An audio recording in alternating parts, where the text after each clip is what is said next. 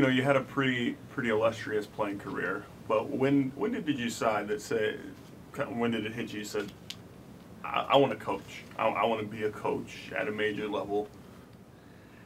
I'd always coached in some capacity. I mean, I don't think people realize how big a legend he is. He works incredibly hard. He's so dedicated to his team and to the school and just to his own excellence. 26 years later and 301 wins and counting, Bobby Clarke knew early on in his life that coaching was his calling.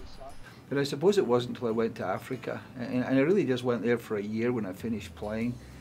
And I think it was there that I said, you know, I really enjoy doing this, and I think it's something I should do. And it's funny, I literally came back a day from Africa, and somebody called me up from America saying that there was did I ever consider coaching at the college level. From Zimbabwe to Dartmouth to Stanford and finally Notre Dame, Clarke's home may have changed, but his coaching philosophy never did.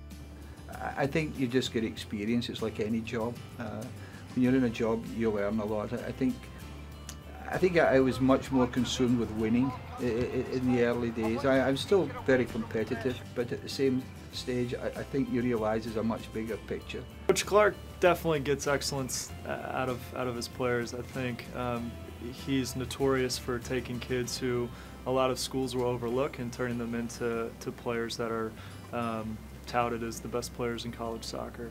Whether it's a win or a loss, it's always a great attitude. So I think that coming in every day, knowing that he's excited about the day, and it just kind of breeds through the whole team. Just talk about what it was like playing for Bobby Clarke. Playing for Bobby Clarke was something that was huge for me in the recruiting process. Really wanted to play for him. Having not played for him afterwards, I really got to compare him to some good coaches who still, for me, were a lot different than him, and again, just validated how great it is to play for him. What are some things you've learned from him, some traits that maybe you've taken on yourself? I think he's really shown me how to teach and learn how to not only just put a session together, but teaching is about people and how do you work with different personalities and different strengths, and how do you improve players. I mean, everybody's born and given different levels of skill, but even whether it's the best player in my squad, maybe whether it's the All-American or the 30th player, can they all try to be their best? And you know, I'm very lucky at the schools I've been at, and now at Notre Dame,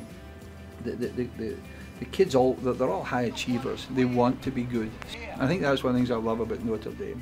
I think Notre Dame really puts a big emphasis on trying to make kids better kids. They look at service, we look at different things, and I think I like the things that this university stands for. With this year's team off to their best start since Clarke has been in South Bend, he knows, just like at Dartmouth and Stanford, that this program is ready for new heights. Now the secret is not just to build a team, but to actually, you know, really make it a national contender. And I think that's a challenge that's still ahead of us.